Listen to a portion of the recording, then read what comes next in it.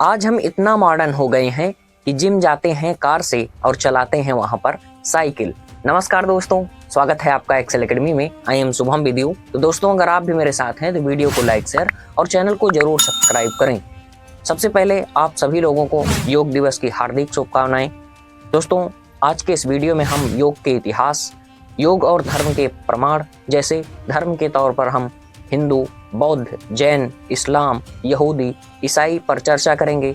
खास तौर पर बौद्ध धर्म और हिंदू धर्म में से योग किसकी देन है और इनमें से इन दोनों में कहाँ कहाँ टकराव होता है, इस पर चर्चा की जाएगी। लेकिन इस पर रुककर चर्चा की जाएगी और सबसे लास्ट में इस पर ज़्यादा अच्छे से बात किया जाएगा, दोनों पक्षों को देखा जाएगा। और यहाँ आज हम इस बात को भी जानेंगे कि बेस्ट किस तरीके से हमारे योग को नष्ट कर रहा है। इसके साथ साथ इस्लाम और ईसाई ने योग को हिंदू धर्म का बता करके इस पर कब बैन लगाया, क्यों बैन लगाया। हाँ, लेकिन ठीक है, इससे हिंदू धर्म को ही और ज़्यादा मजबूती मिली, क्योंकि उन्होंने कहीं ना कहीं इसको ज़्यादा ही मान्यता प्रदान कर दी और इसे हिंदू धर्म की देन तो बता ही दिया।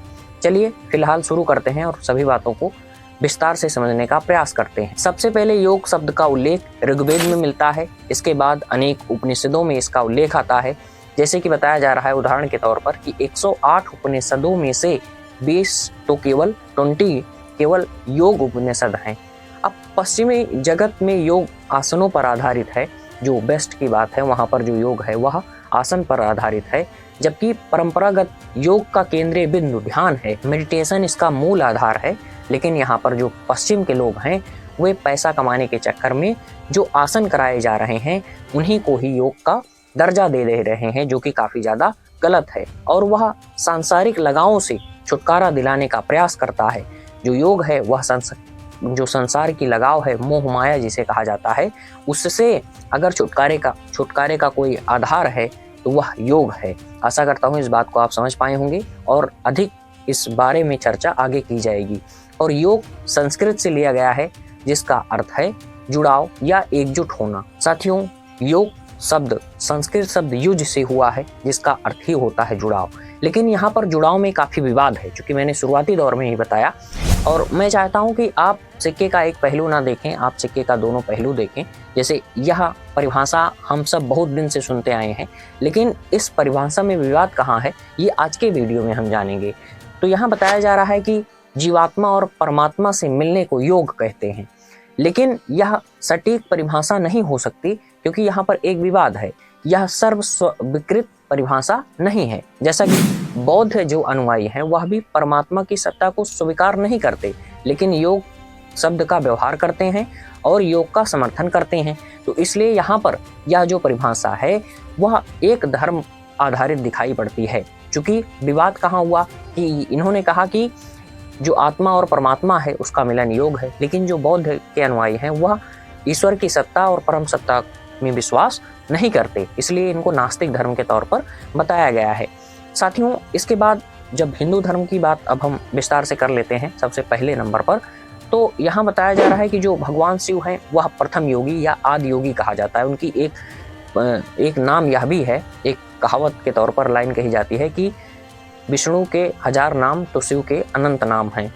और यहाँ एक कहानी है किंवदंती जिसे कहा जाता है। पीढ़ियों से चली आ रही यह कहानी उस समय की बात करती है जब भगवान शिव ने अपने 7 शिष्यों को योग सिखाया, और ये 7 शिष्य योग के ज्ञान को दूर दूर तक फैलाने के लिए अलग अलग दिशा में गए।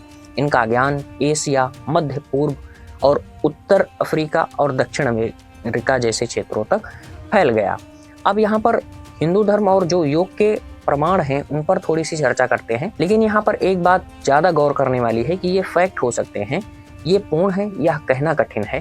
क्योंकि जैसे एक है कि सर्वविदित है, सभी जगह फैली हुई है। मान लीजिए एक पूरा एरिया है, वहाँ पर एक जगह पर कोई घटना घटित होती है, कोई मान्यता है, कोई प्रथा है, तो हम उसे पूरे के साथ ऐड नहीं कर सकते। लेकिन यह है कि जैसे एक घटना जो यहाँ हो रही है वो यहाँ सभी स्थानों पर हो रही है, तब हम ऐसा कह सकते हैं कि यह व्यापक रूप में स्थित थी।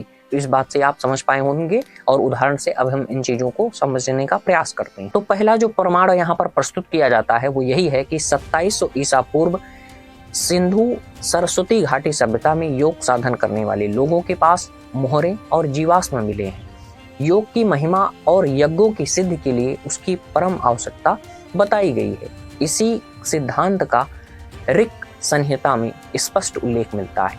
अब यहाँ पर जो दर्शन वाली बातें हैं उनको भी समझने का प्रयास करते हैं। षट दर्शन से ही दुनिया के सभी धर्मों का आधार है। ये षट दर्शन है न्याय, वैशेषिक, शाक्य, योग, मीमांसा और वेदांत।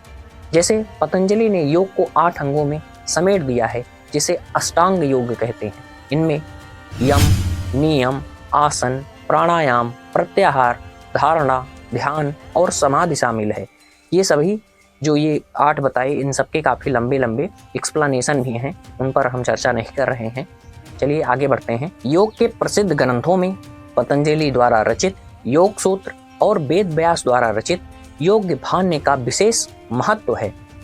नरेश भट्ट द्वारा रचित योग सूत्र वृत्त भी काफ़ी ज़्यादा विख्यात है। अब आइए दोस्तों, हम अन्य धर्मों और योग के जुड़ाव पर चर्चा करते हैं। तो यहाँ पर अगला धर्म है यहूदी। तो यहाँ बताया जा रहा है दोस्तों कि हजरत मूसा ने कुछ यम नियमों के पालन पर जोर दिया। मूसा की 10 आज्ञाएं, जिसे 10 कमांडमेंट कहा जाता है, यहूदी संप्रदाय का आधार है। इनसे हम क्या सीख सकते हैं कि इन्होंने भी जो बातें बताई थी, जो 10 आज्ञाएं हैं वो काफ़ी बड़ी हैं। मैं उन पर चर्चा नहीं कर रहा हूँ, नहीं बहुत बड़ा लेक्चर हो जाएगा, लेकिन एक संक्षिप्त चर्चा के तौर पर हम ये देख रहे हैं कि योग सभी धर्मों में निहित या व्याप्त हमें दिखाई देता है। उसके कुछ अंश ही दिखाई पड़े, लेकिन दिखाई जरूर पड़ता है। अब इस्लाम और योग की बात करते हैं। यह काफ़ी विवादित है, लेकिन फिलहाल यह मैं अपने तरफ से नहीं कह रहा हूँ, यह आर्टिकल्स में लिखे गए हैं, वही मैं आपके समक्ष प्रस्तुत कर रहा हूँ। अर्थात सटीक और प्रमाणिक बातें हैं, ये कोई मनगढ़ंत बातें नहीं हैं। तो अशरफ एम निजामी ने एक किताब लिखी थी, जिसमें उन्होंने योगासन और नमाज को एक ही बताया था।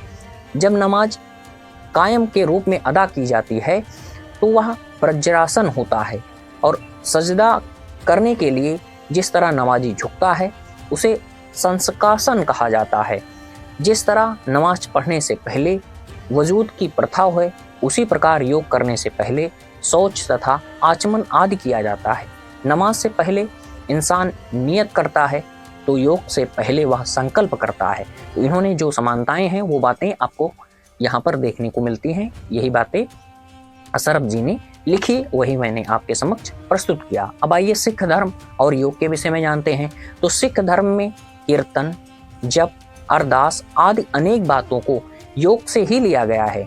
सभी जो गुरु हैं वह एक महान योगी हैं। आपने देखा होगा कि वे सदाचार, मतलब वो किसी भी प्रलोभन में नहीं आए, उन्होंने अपना जान दे दिया, लेकिन अपने धर्म से नहीं अडिग हुए। तो ये एक महान योगी का ही उदाहरण है, जो योग में निस्थिर है, सुख दुख हानि लाभ सब में स्थिर है। यही तो गीता में भगवान श्री कृष्ण ने कहा, वही योगी है। वो सभी बातें हमें अपने 10 गुरु में दिखाई देता है। और आपने देखा होगा कि उनके पीछे एक आभा मंडल होता है, यही आभा मंडल बुद्ध साहब के पीछे भी दिखाई पड़ता है। तो ये सभी महान योगी हैं। इस प्रकार हम कह सकते हैं कि सिख धर्म भी योग से अछूता नहीं है। अब आइए हम अपने सबसे महत्वपूर्ण टॉपिक बौद्ध धर्म पर चर्चा करते हैं। तो गुहा समाज नामक तंत्र ग्रंथ योग के 6 अंगों के नाम के बारे में यहाँ पर उल्लेख मिलता है। वो कौन कौन से हैं? प्रत्याहार, ध्यान, प्राणायाम, धारणा, अनुस्मृति और समाधि। यही विवाद है, और कुछ लोगों का कहना है कि संभवतः यहीं से प्रेरित होकर पतंजलि ने अष्टांग योग लिखा होगा। ये बातें मैंने आपको शुरुआती दौर में बता दी। यहाँ पक्षीय बातें हो सकती हैं, ऐसा लोगों का मानना हो सकता है, लोगों के अपने विचार हो सकते हैं। कितने सटीक और प्रामाणिक हैं, इनके विषय में कोई चर्चा कोई भी व्यक्ति नहीं कर सकता। सभी अपने अपने आधार से इनकी मतलब तिथि को लेकर के बातें प्रस्तुत करने का प्रयास करते हैं। चलिए आगे बढ़ते हैं दोस्तों। तो योग में भी मोक्ष प्राप्ति के साधन को मुख्य बताया गया है। योग और बौद्ध धर्म दोनों ही जन्म और मरण के चक्र की समाप्ति मानते हैं। अतः योग और बौद्ध धर्म दोनों ही सिद्धांतों में समानता दिखाई पड़ती है। साधन में साधक ध्यान आदि के लिए किसी न किसी आसन का प्रयोग करता है।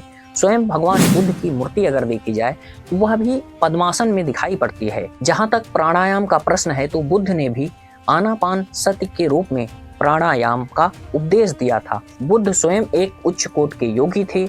योग के अष्टांग योग की भांति बौद्ध साधना में भी निर्वाण के लिए अष्टांग मार्ग का वर्णन है, जिसमें यम और नियम का भी समावेश किया गया है। बौद्ध साधना का अष्टांगिक मार्ग इस प्रकार है, जैसा कि आप जान ही रहे हैं कि सम्यक दृष्टि अर्थात आर्य सत्य का ज्ञान, सम्यक संकल्प अर्थात राग, द्वेष, हिंसा तथा संसारी विकारों से प्रत्याग के लिए एक दृढ़ संकल्प, सम्यक वाक, मिथ्या, अनुचित या दुर्वचनों का प्रत्याग एवं सत्य वचनों की रक्षा, सम्यक कर्म, जो हिंसक कर्म है उनका प्रत्याग कीजिए, वासना पूर्ति की इच्छा का प्रत्याग कीजिए और अच्छा कर्म कीजिए, सम्यक आजीव अर्थात न्यायपूर्ण जीवन, सम्यक व्यायाम, बुराइयों का नाश कर अच्छे कर्म के लिए उद्यत रहना, सम्यक स्मृति, लोभ आदि को रोकना और चित्त वृत्ति को शुद्ध करना। और यही तो बातें योग से भी जुड़ी हैं और यही यहाँ पर भी दिखाई पड़ती हैं। सम्यक समाज चित्र की एकाग्रता, यही सबसे महत्वपूर्ण है। तो आशा करता हूँ आप सभी बातों को समझ पाए होंगे और यहाँ पर जो एक विवाद है उसे भी समझने का प्रयास करते हैं। तो ब्रिटेन के एक चर्च हॉल में एक योग क्लास पर बैन लगा दिया गया था। फादर जॉन चैंडलर ने कहा, योग एक हिंदू आध्यात्मिक अभ्यास है। कैथोलिक चर्च होने के नाते हमें सुसमाचार को बढ़ावा देना चाहिए और यही वहाँ के अनेक परिसर में उपयोग किया गया। यूके के एंग्लिकन चर्चों ने एक या दूसरे समय में समान निर्णय लिए और अमेरिका में प्रमुख पादरियों ने योग को राक्षसी कहा है। मैं अपने तरफ से नहीं कह रहा हूँ, ये BBC में लिखा गया है, आप पढ़ सकते हैं। इसके बाद इस्लाम की बात करें तो वहाँ पर 2008 में मलेशिया के शीर्ष इस्लामिक समिति ने कहा, जो मुसलमान योग का अभ्यास करते हैं उनके खिलाफ एक फतवा लागू किया जाएगा जो कानूनी तौर पर गैर बाध्यकारी है। कहते हैं योग में हिंदू आध्यात्मिक उपदेशों के तत्व हैं और ये इस निंदा हो सकती है, इसलिए यह हराम है। तो आशा करता हूँ दोनों पक्षों को आप जान पाए होंगे।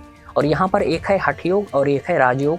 तो हा से अर्थ होता है सूर्य और ठा से होता है चंद्रमा। सूर्य और चंद्रमा की समान अवस्था हठ योग कहलाती है। अर्थात यही है कि जो जैसे आप इसकी तुलना वही सुख और दुख लाभ हानि से कर सकते हैं कि एक बहुत तपन है और एक शांत है, लेकिन सुख और दुख दोनों में जो शांत रहते हैं वही योगी हैं। इसके बाद कहा जाता है कि जो राजयोग है वह सभी योगों का राजा कहा जाता है उसे। अब अगर हम महत्वपूर्ण बात यहाँ पर सबसे ये करें जो बेस्ट हमारे कल्चर को नष्ट कर रहा है, तो यही है कि जो योगा है वो वे ऑफ लाइफ है। उसे आप किसी टाइम पीरियड में डिवाइड नहीं कर सकते या बांध नहीं सकते। इसके साथ साथ जो योग है वह एक आध्यात्मिक रूप से हमारे साथ जुड़ा है, वह किसी फिजिकल एक्सरसाइज से जुड़ा नहीं है। उसके लिए तो आप व्यायाम कर सकते हैं। तो जो आज बेस्ट के लोग कर रहे हैं वह योगा की वास्तविक परिभाषा नहीं है। वो तो बहुत से ढेर सारे जो है कि सेंटर खोल रहे हैं, ये कर रहे हैं, वो कर रहे हैं, लेकिन वो जो योग की असली धारणा है, असली मूल मंत्र है, उससे लोगों को अवगत नहीं करा रहे हैं। तो आशा करता हूँ आप सभी बात को समझ पाए होंगे और इस बात को अगर आप सही तरीके से समझ पाए हैं, वीडियो अगर इन्फॉर्मेटिव और रोचक लगा है तो अधिक से अधिक लोगों तक जरूर शेयर करें। मिलते हैं किसी नेक्स्ट वीडियो में और ऐसी जानकारी पाने के लिए चैनल को जरूर सब्सक्राइब करें और अधिक से अधिक लोगों तक शेयर करें। नमस्कार, धन्यवाद दोस्तों।